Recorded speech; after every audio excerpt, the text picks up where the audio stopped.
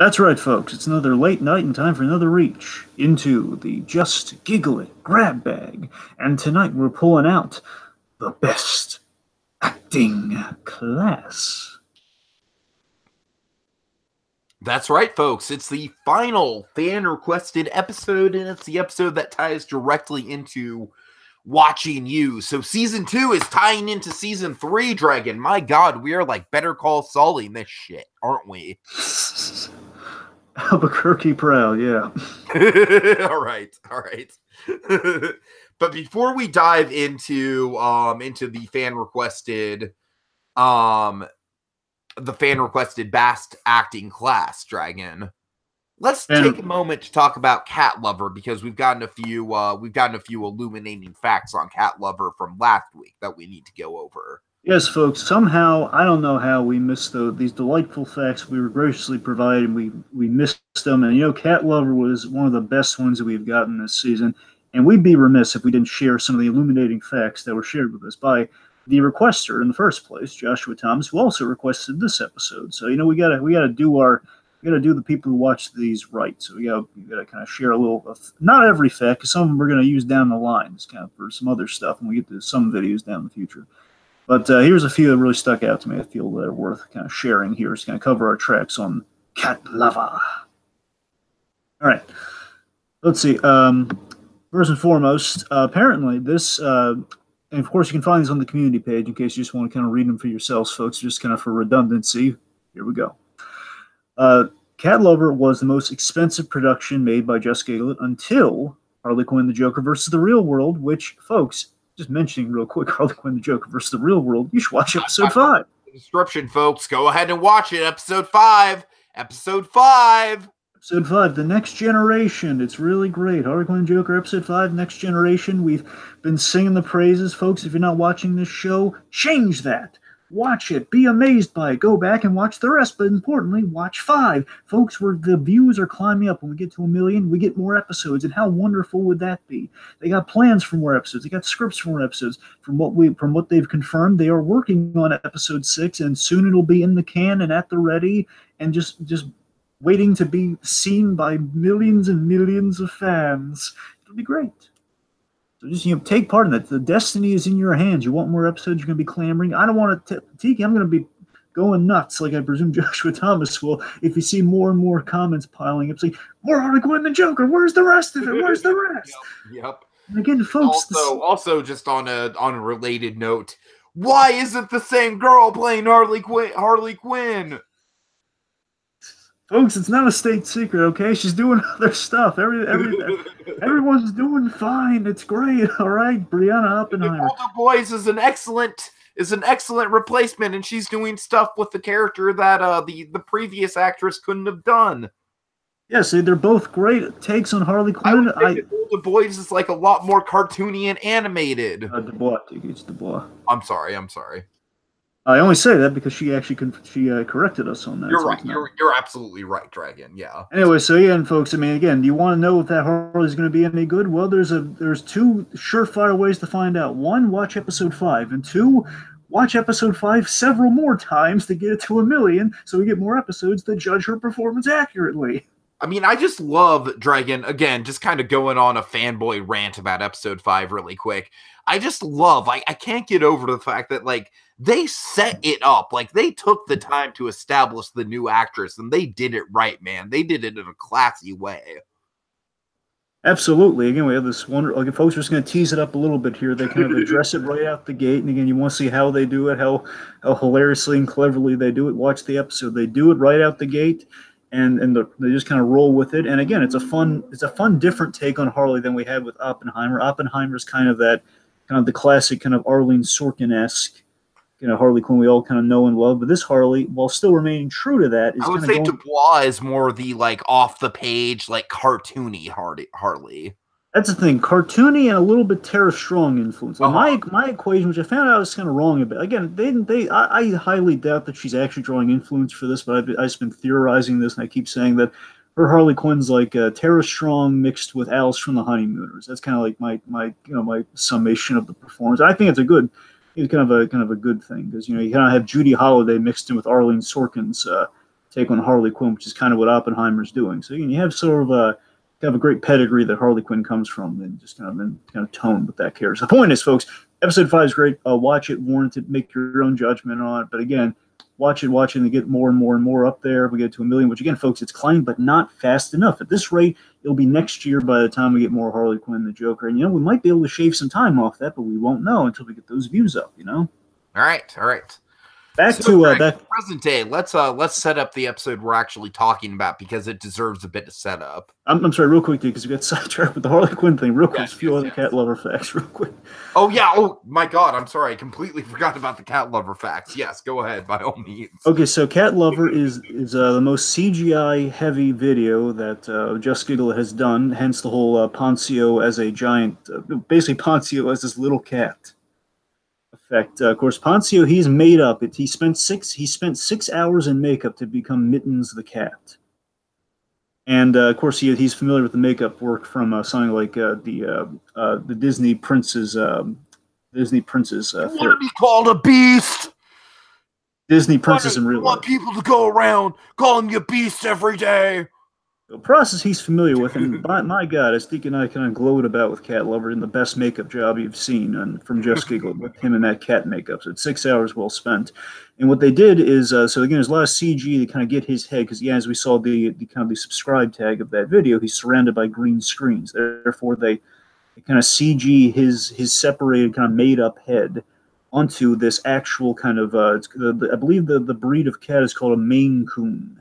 And they kind of have like a stuffed, or like a plush, like Maine Coon as like the body double that they put Poncio's face on. And it kind of fit perfectly and nicely on. Okay, last one here. Mark Sipka. You remember Sipka? Yeah, sure. Sipka, he was supposed to be Michael. He was supposed to be the guy who was kind of terrorized by Mittens. Jesse McBride, he stepped in at the last second, kind of saved the day, because Sipka had some... Sipka, there was a lot of, apparently, and I didn't know this. This kind of blows my mind. I don't mean this in any disparaging way whatsoever, but Sipka, he's not really one for language, and I never really considered that. No, yeah, Sipka hasn't really cursed at all in any of the videos that we've seen, and and McBride kind of put that in there. Nice. Well, fun fact. So I kind of go back and watch, like, yeah, Sipka is. He's kind of like all the old Captain America box, like language, just. The guy. I respect that. I mean, that's good for Sipka. That's kind of a little fun fact to kind of go back and like watch watch videos like Jackie or Two Brothers and various fun things, I'm sure. And of course, Jason Ramlow, he was the one I believe who advocated the CGI use in the video. Of course, he directed it like a champ, man. Jason Ramlow, memorable name. Ramlow, it's fantastic. Okay, that about does it for Cat Lover. And there, folks, just rewatch that one too while you're at it. But again, focus on Harley Quinn the Joker, episode 5, The Next Generation. And also, for the sake of this episode, not to bury the lead or anything, focus on the best acting class. Yes, so as Tiki alluded to, of course, there's a show called Watching You, which again, folks, are just kind of throwing a lot of plugs at you here, but just kind of bringing that. The best acting class is a spinoff of Watching You, which is a show that we went through basically there was a giant pilot that they made, a big old like hour and change pilot that was kind of separated into parts, which you can find on the Just Giggle It YouTube channel. This is from the early San Antonio years of Joshua Thomas's career, the guy who is kind of the co-creator of Just Giggle and kind of makes all the videos and make you all warm and fuzzy on the inside and laughing. Mm. And Watching You has this basically they're shooting a commercial in Watching You, and they have a director and basically an acting coach and a director who is making said commercial, and that director is the great Xerxes. Probably the fan favorite character of all of Watching You, in all honesty. Wonderfully played by Tyler Keyes. And not only did we get Tyler Keyes returning, we got Xerxes' staff came back in this. We had Scott Langford coming back as Scott, and especially one of my favorites here, little Lizzie Poncio as Angie. Oh God. I'm sure she doesn't appreciate, if she ever watches these, I'm sure she doesn't appreciate that name. I just realized, like, no, I shouldn't call her little Lizzie Poncio. I just think it's kind of cute. I kind of liked it. But, Lizzie Poncio, Alex Poncio's sister, she plays Angie. And I love the character of Angie. I don't want to bury the lead there. Hey, I'm just as legitimate as my brother, darn it. Apparently we have a silly name for her brother too. Poncio. I guess it kind of runs in the family by our vague approximation. So, regardless, so this is kind of a bonus episode of Watching You, and ipso facto, it's kind of like something you don't need to watching You, but it's kind of like a little. It's somewhat of a. I don't know. I assume that they made this while they were in San Antonio and just kind of saved it. And after kind of the buzz that has been generated about Watching You lately, they uploaded the other video. That's my guess about the background of this. There's a slim chance it could be making a slow burn comeback with a new Xerxes video. I'm not sure. We'll see. I mean, Xerxes is definitely a character you could spin off into other sketches. Better call Xerxes. Of course, real quick to like the extended pilots. Again, there's always going to be a misconception with Watching You until we get more episodes about that being like, wait a minute, this feels like it's in parts. Why aren't these standalone episodes? Well, it's just a big pilot broken up, folks. You have to roll with that. All of those episodes, because again, they're part of one big episode, were directed, edited, and written by Joshua Thomas, much like this video. Yeah. Little fun fact. Okay, so I guess, Tiki, unless you got anything else, we should just dive right into it then. Yeah, okay, let's start. So we start with some introductions. Poncio is asking a girl if she's taken this class. He says that the class is kind of a waste of time, but agents won't consider you if the class isn't on your resume. So it kind of is establishing the the tall order that taking this class is, like kind of like the big social status that taking the class represents. So, two things. One, here's something so great on a rewatch, Tiki. You have these great visual cues in the video. One, we have a little shout out to Watching You. There's a guy in the background who's like basically in our foreground, but in kind of the background of the set. The point is, there's a guy right in our face at the top of it who's sitting in the back row with his back to the camera.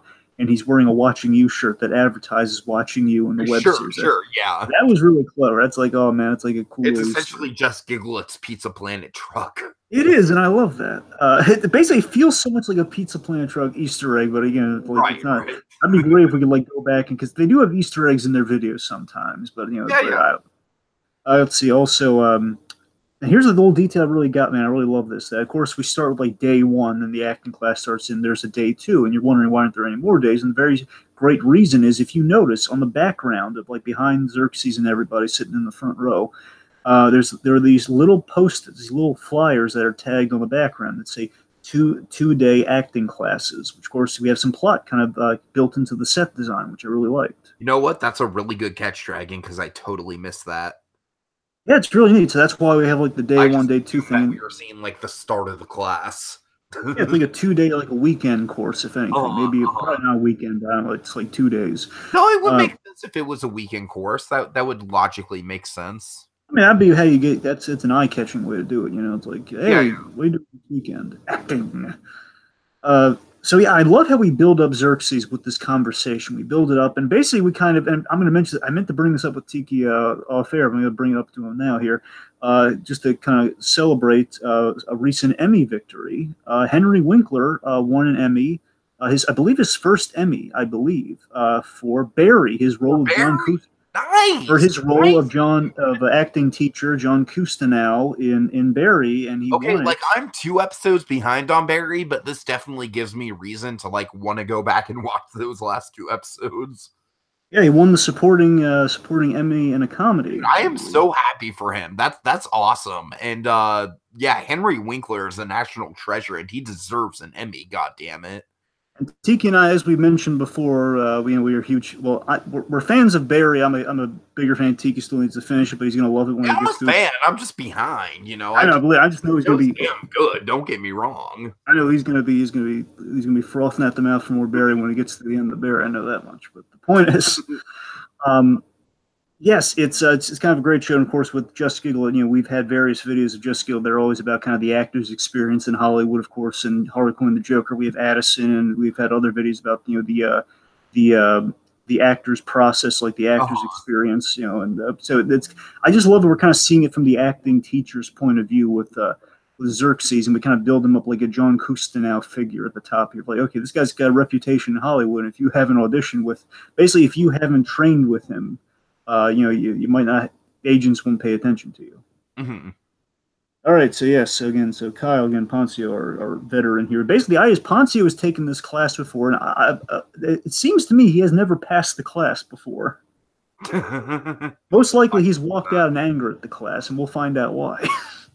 Right, right. Again, it's good exposition. One girl who's obviously the teacher's pet. Yes. So Xerxes appears. He's trying to get everyone's attention.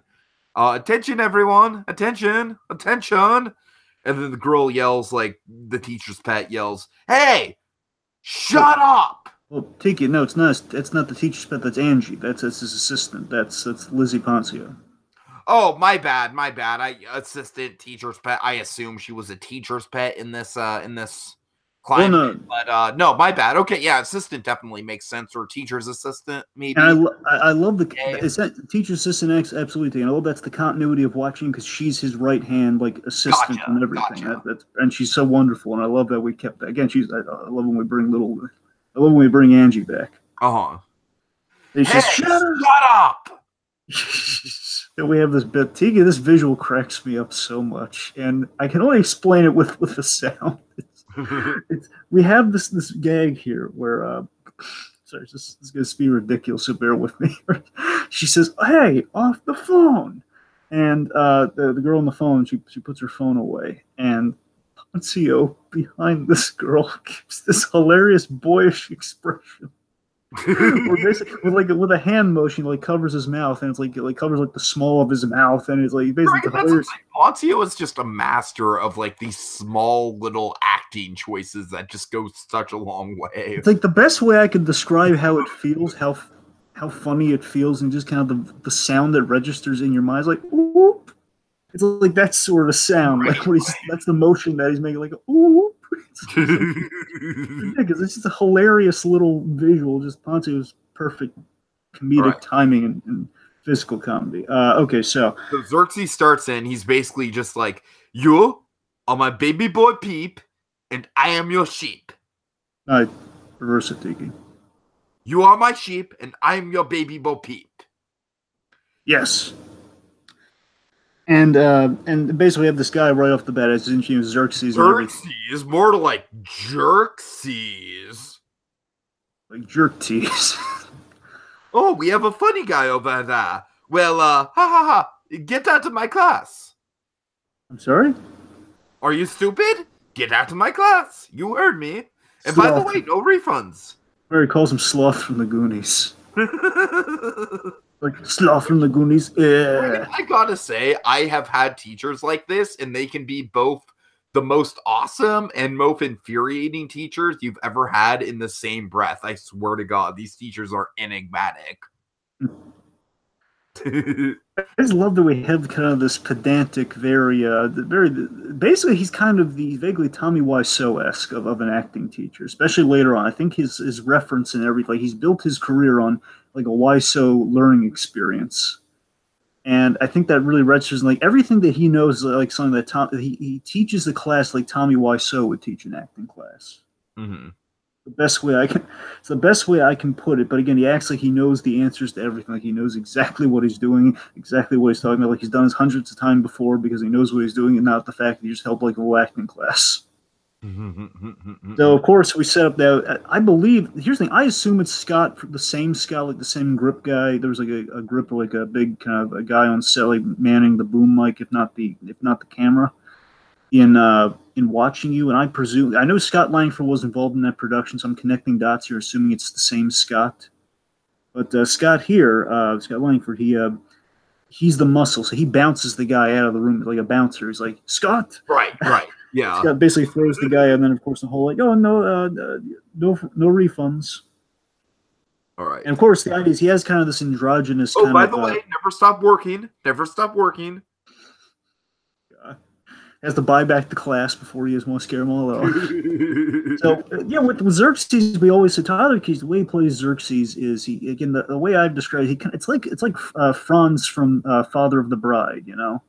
Oh, absolutely. Very Franz. I used the comparison for the very small population that know Get Smart. It's kind of like Siegfried from Get Smart meets Franz from Father of the Bride. It's essentially who who Xerxes is, but like Franz, I think is enough. But the point is, he kind of has this vaguely androgynous kind of charm to him, and that's the way he plays this. Where he's, he likes Scott, and it's kind of that way of like, he's like, oh, Scott, like Schwarzenegger. Oh, he's always very complimentary and pleasant to his friend. So hot. Exactly. He loves, he's very. I love how he treats his support staff here. Loves how he treats Scott and Andrew. It's really nice. All right, so now we're going to play a life game. Game playing, Circle of Life, Lion King, if you will. Well, if I just real quick here, I thought this was great here. I just love that he basically. I'm sorry. Go ahead. He basically kind of, it's like a chain of like this little. Again, he has these pre-programmed little like monologues for the class right here, and it goes a little something like this: like acting is life, and life is a game, and games are for playing. And playing is the circle of life. Lion King. Elton John, Piano Man. Let me bring it back. I was like so enthusiastic to get to the Lion King part of this point. And of course, just kind of he's drawn out. He needs a third, so just goes to Piano Man. So he brings it back as he's getting off track, and of course, I love we set this up with watching you that Xerxes has a great love of pop culture, and that shows up in his direction a lot. So we kind of have it here as he's directing the acting class. So he calls for 2 volunteers, and his assistant is like, "Hey, are you deaf? Come on." He asked for 2 people. And here's something I never put together, Tiki, and they kind of called it out here, and I wonder if I just missed it in watching you. I just never put it together in watching you. Because we have a gag here on a rewatch where we address it later on from Poncio, and he addressed very like the whole deaf thing, where it says, "What are you people deaf?" And you'll notice Lizzie here, she kind of stops for a moment. She looks a little guilty, and that implies to me that okay, there might be a running deaf gag with Xerxes, maybe. Like the whole people, and as we set up later on, like people don't know if he's deaf or not. Hence, kind of the exotic accent. Right. So it's I never considered that until this video that Xerxes might be deaf, and I love that we make a joke out about the fact that people don't know if he's deaf or not. All right, so we basically get a routine, like an acting exercise. Like, I feel nervous. You feel nervous. Okay, real quick, I provide context 45 into this, Tiki, real quick. Yeah. This is day 2, and this is the Meisner technique. If not the S might be silent. I don't know if Xerxes. Importantly, Meisner is the correct pronunciation, Dragon. Yeah, that's the thing. I don't know if the word itself is just like if there's a silent S and Xerxes is saying it right, or it's just completely saying it wrong. It's just like that's the thing. I don't know if it's like pronounced Meisner or actually minor, but it's just spelled weird. I really think the gag is that he's just completely saying it wrong. Whether it is or not, I love that we did the smart thing where we show it so people have that assumption that okay, he's saying it wrong. Right. Okay, so basically, now I looked into this thing. I did some research just to make sure of this, get the full range of the comedy here. So the Meisner technique is an acting technique that basically it's an exercise to get you out of your head and kind of tapped into your surroundings, like kind of the instincts of acting. It kind of reminds me of the mirror thing that we saw in Barry. Yeah. Pretty much, like they're kind of mirroring emotions. Again, they're just kind of doing like an exercise to get them. Get out of their own, train their acting instincts. Anyone who's taken an acting class has done a million of these exercises. I've sat without going into detail. I've sat in a few acting classes, and I know what's happening. Okay, so so I'm sorry to go into the thing too. Yeah. Okay. So hold on. Let me see. So basically, the thing is like it's Poncio and some other person. They're like oh. I'm nervous. I'm really nervous. You feel nervous. Yes, I feel nervous.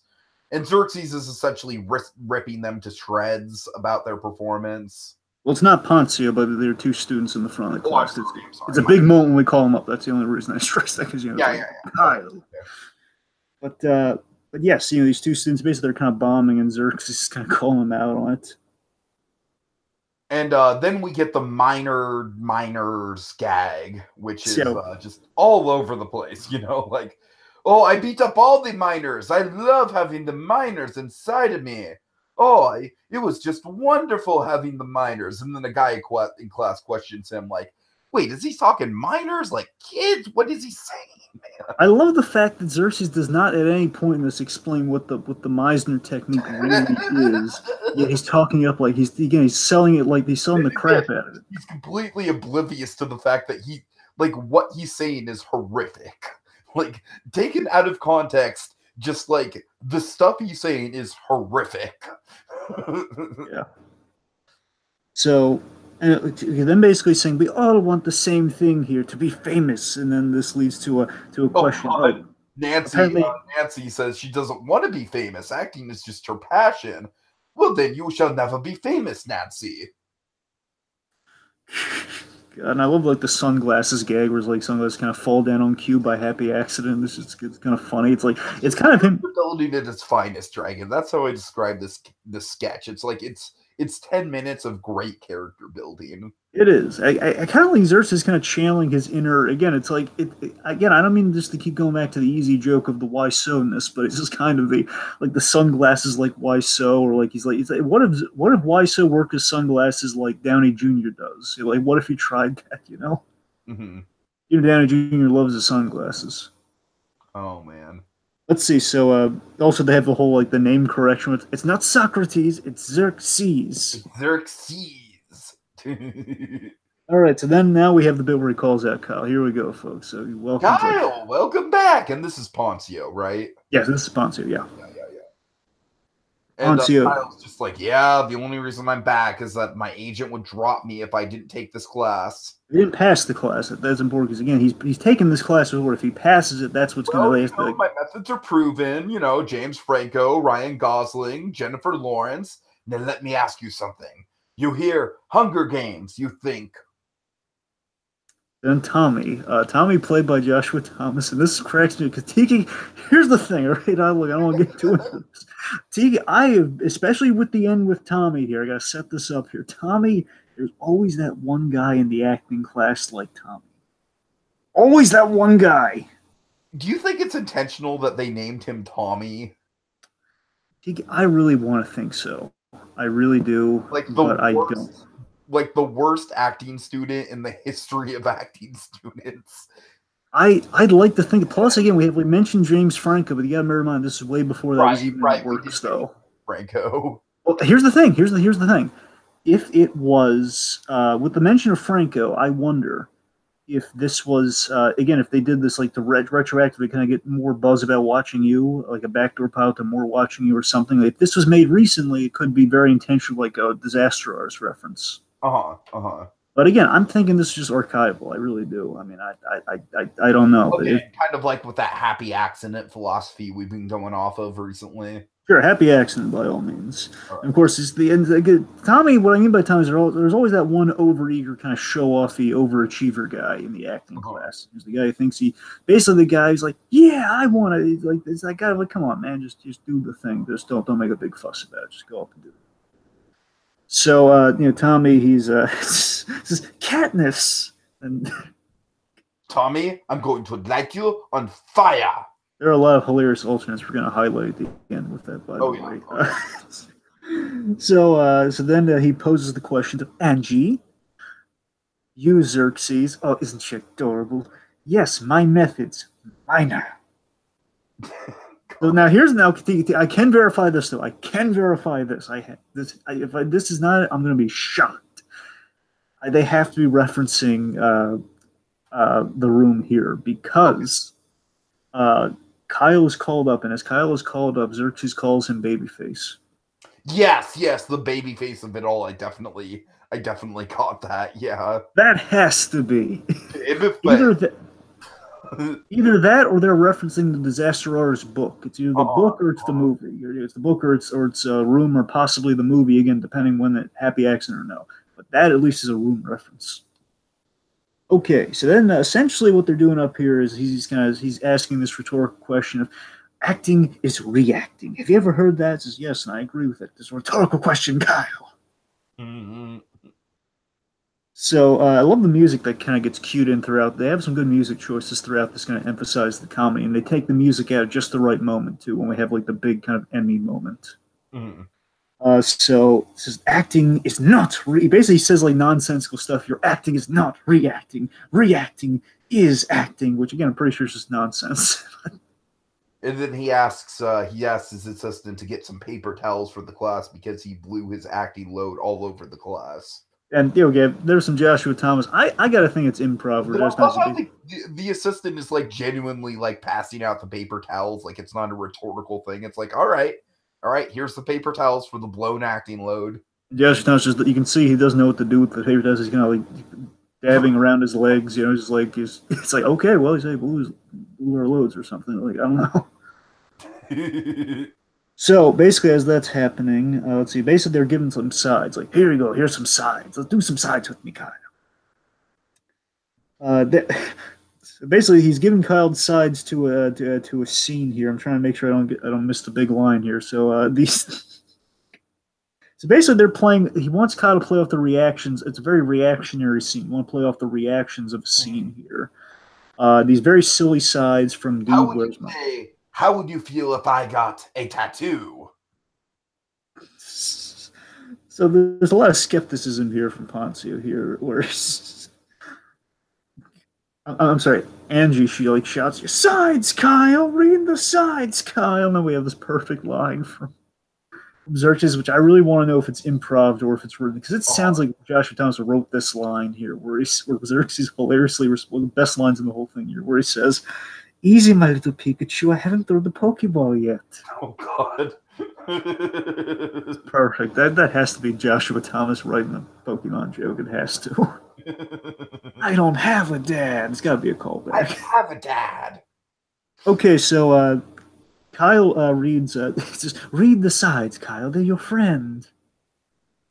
It reads the sides, and I think it goes something like, "So do you, dude, what's mine say?" And of course, Xerxes is getting really into it. I just love the the intensity, and of course the music. So Kyle, this here is mirrored. You have no emotion. Oh, so we have like the sorry, real quick, we have the image that we had before. So he's just, "Do mine. What does mine say?" Again, it's amping up to 11. The Just Giggle It philosophy, and then he's critiquing him right here. It says like, "This isn't real acting. It's Dude, Where's My Car?" You know nothing, Kyle. I'm sorry, just we're jumping ahead a little bit there. It's all great. That's the Emmy scene. We got to get there. Okay, my bad. He sells basically he's selling it as it's the finest piece of cinematic. It's one of the finest pieces of cinema. Again, very YSOS the way he's selling this. And he says, "Yeah, you have no emotion, Kyle, but yet you have no emotion with this scene." So then he says, "I can't emote with this crap." "No, I believe what you mean to say is you can't act with this crap." Then here we go, Tiki. Oh my God, here we go. Emmy. Poncio's Emmy scene. Poncio. Oh, Tiki, this and Cat Lover are some of Poncio's finest performance. This is where Poncio doesn't just deliver like a Poncio. He delivers an Alex Poncio. All right. Important. Delivers a Poncio. Important distinction to make. I'm saying this and Cat Lover, Tiki. I would say the fan art for this, like the usual fan art for Poncio, is like Poncio in the superhero getup. This is like Poncio in like Roman, like gladiator arena getup, like Alex Poncio. Basically, it's either that or Poncio as Pagliacci the clown on stage. It's one of those two. It's like the operatic kind of like Poncio. Poncio! All right, so he's basically like, "Look, I love doing this. And the only way I'll get cast is through this stupid class. But I hate this class, man. And I hate you. And all this is ridiculous." Real quick, we gotta do this right here. I got all written out. Go ahead. I don't have it written down word for word, Dragon. So if you do, by all means. Believe me, because this is important. I wrote this one down very specifically. Okay. By all means. Here we go, folks. I'm Bearman. I'm no Poncio. I'm no Poncio. So I cannot deliver it here. I'm gonna try it. "You don't get to say that." Of course, Xerxes calls for Scott. "Scott," he says, "No," and he says no so authoritatively. Scott says, "I don't understand how everybody in this industry is so high and mighty about you. You know nothing. You have taught us nothing. You're crazy. You're a bald-headed Looney Tune who knows nothing about this. And nobody here knows if you're deaf or not." The only reason I don't walk out this door is I love doing this, okay? And for some stupid reason, the only way I'll get cast in something in the rest of my life is if I do this stupid class. And there again, there's a moment of deafening silence. And then Xerxes, and filled with so much acting teacher pride, says, "Bravo, Kyle! Bravo! Kyle, that was my nerd." Yes. Just take that to Dragon. Basically, in layman's terms, for folks who have watched Better Call Saul, it's essentially like, "Yes, good job, Howard. Use that." Yes. It's basically just like, put it in your pocket. Take that to an audition. Pull it out of your pocket.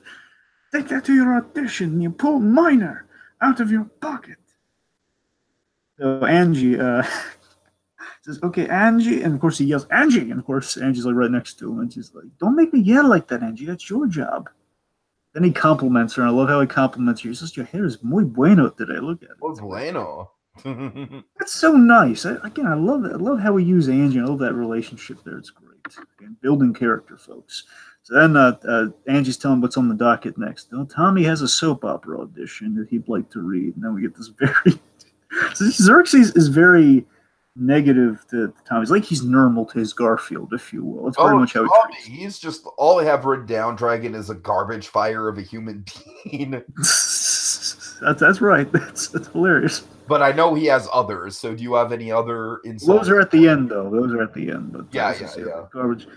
Garbage dump of a human being. It says, "Time to work miracles. Let's walk on water."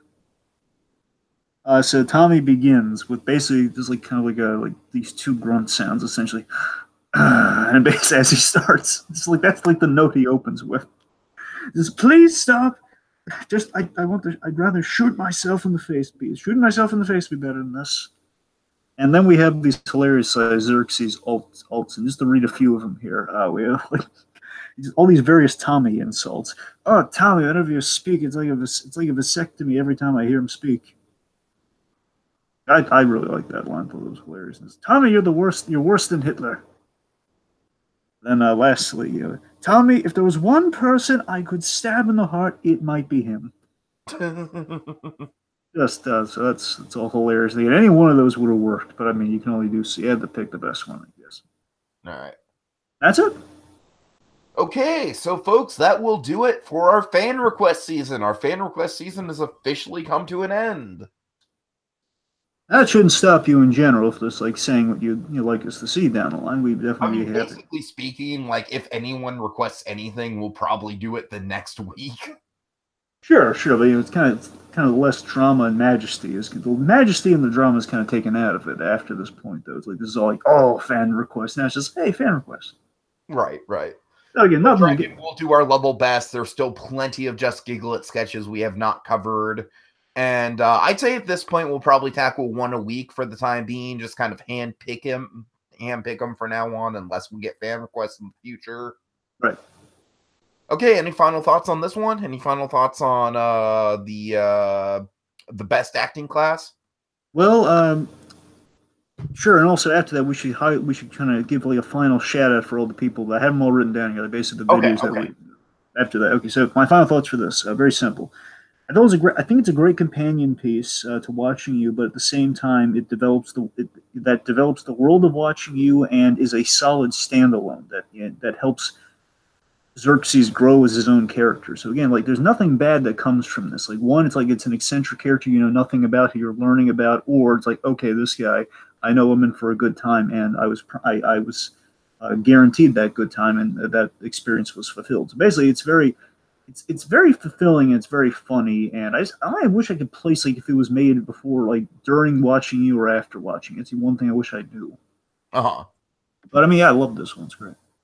Yeah, this one was very solid for me. I will say that anyone who has ever had an eccentric teacher in anything, folks, not just acting, but anything, just any sort of like eccentric, larger than life, like high off his own, like life experiences kind of teacher, you can relate to this kind of stuff. And so for that in mind, I definitely thought the humor was very on point in this one. aside from just the Watching You comparison of it all. If you are a Watching You fan, it's definitely a good kind of complimentary bonus episode. But if you're not, as Dragon said, it definitely stands on its own, and it is a very, very good and one of the longest ones that we've talked about as well, Dragon. This one is longer than Cat Lover. Yes. So, yeah. All right, folks. So thanks so much for watching. Dragon, go ahead and get into your credits for season 3, the fan requests. Okay, so we started with Krampus at the request of Krampus's director, Brian Wiley. Yes, yes. We had The Wing Chick, requested by Mr. Lucky Music. Nice. Then we did Waiter Flirting by Demona B. Demona! And we had Heightened, episode 1, courtesy of Louise Brooks, 1920. Nice. By the way, got a lot of love by Joshua Thomas. Really liked that episode. He called that one the best grab bag ever, which I was very flattered by.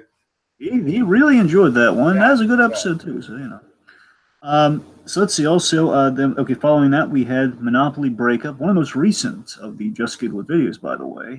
Monopoly Breakup, requested by yet again Demona B. Demona B. Then we had Heightened episode 2, which I really love that. I was waiting for an opportunity to talk about that one at the request of Louise Brooks, 1920. That was really fun, yeah. It was basically like a bonus episode of Harley Quinn and the Joker versus the real world. In a way, it kind of prepared us for this. It kind of prepared us for Best Acting Class. And after Heightened episode 2, we did the long-awaited Cat Lover, requested by Joshua Thomas. Yeah, that should have, in all likelihood, folks, that should have probably been in season 1 of the Just Giggle It grab bag, but it almost was. At the very last minute, we had to substitute it out because I believe we had a request, and we kind of put that in there. Basically, if it wasn't a request, we did 912. I think 912 was what went in there instead. 912 was I know it was requested later. I think we just did it because we wanted to kind of round out with like the beginnings of Just Giggle It. So that makes sense. That makes sense. Yeah. One of those two. I think it was just we wanted to go out in kind of a circular note. But yeah, we finally got the Cat Lover. Now hopefully we paid Cat Lover to do with all the little fun facts that we kind of learned recently. So again, that was requested. So again, Joshua Thomas, long time coming, and has now been received. And one more thing by Joshua Thomas. Well, we're here today talking about the Best Acting Class. Yeah. Right. Of course, folks. Like I said, folks, season 4 will be basically a hand-picked, curated arsenal of one skit a piece per podcast. But once again, the fan requests are still up for grabs, and you will still get a shout out and everything. It just won't be a proper fan request season like season 3 was. Yes, and of course, also while you're at it, the other Just Giggle It projects that are coming up that you might want to keep your eyes peeled for. Earth's Do-Over, which is kind of what they're working on right now, a show with Joshua Thomas and Emma Leonard from Waiter Flirting. And the podcast that's bringing radio back in a big way, the Ear Time Stories podcast, Remember the Hero. Kind of a gritty kind of superhero. This is definitely something that I intend on covering on the grab bag sooner rather than later. And that's going to be, I can't wait for that. So that's going to be delightful. Of course, they're working on some fun sketches that if you follow the community page, you'll be a little bit more apprised about. But let's just say Piper Henson, she's going to most likely going to be in one of the upcoming Just Giggle It sketches, and it should be quite funny. All right, take us out, Dragon. That does it for now until the next reach into the Just Giggle It grab bag.